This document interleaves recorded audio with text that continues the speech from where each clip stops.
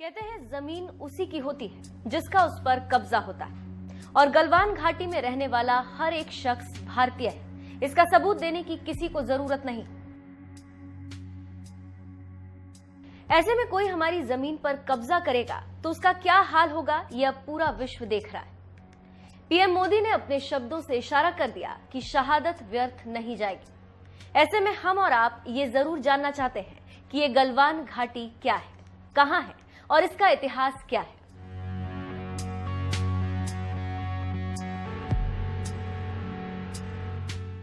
इस वीडियो को आप अंत तक जरूर देखें, हम आपके सभी सवालों का जवाब दे देंगे। भारत चीन सीमा विवाद के सेंटर में गलवान नदी, इसी के आसपास लाशें गिरी।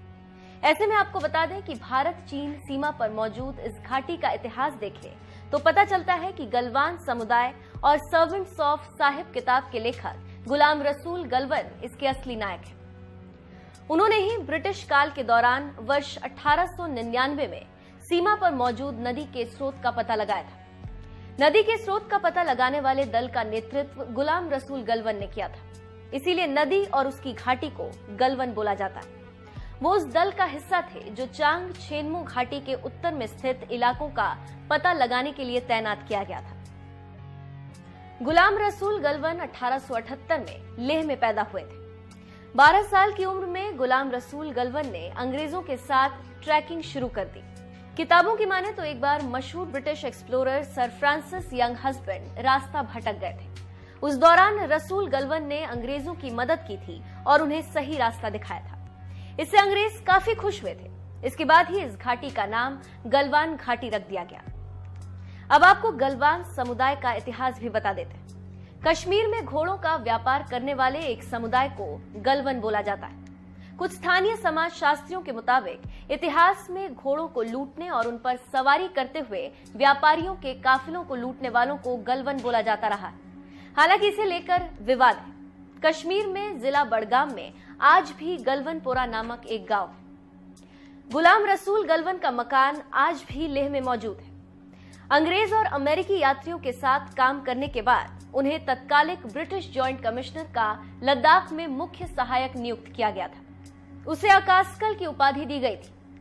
ब्रिटिश सरकार और जम्मू कश्मीर के तत्कालीन डोगरा शासकों के बीच समझौते के तहत ब्रिटिश जॉइंट कमिश्नर व उसके सहायक को भारत, तिब्बत और तुर्किस्तान से लेह आने वाले व्यापारिक काफिलों के बीच होने वाली बैठकों और उनमें व्यापारिक लेन देन पर शुल्क वसूली का अधिकार मिला था। वर्ष 1925 में गुलाम रसूल की मौत हो गई थी। गुलाम रसूल की किताब सर्वेंट्स ऑफ साहिब की प्रस्तावना अंग्रेज खोजी फ्रांसिस यंग हस्बैंड ने लिखी।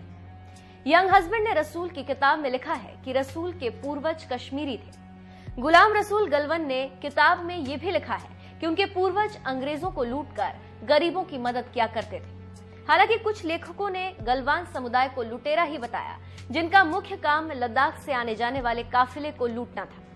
हालांकि यह भी कहा जाता है कि गलवान समुदाय एक देशभक्त समुदाय जो भारत में ही रहना चाहता है और भारत के दुश्मन चीन से वो अक्सर लोहा लेता रहता है।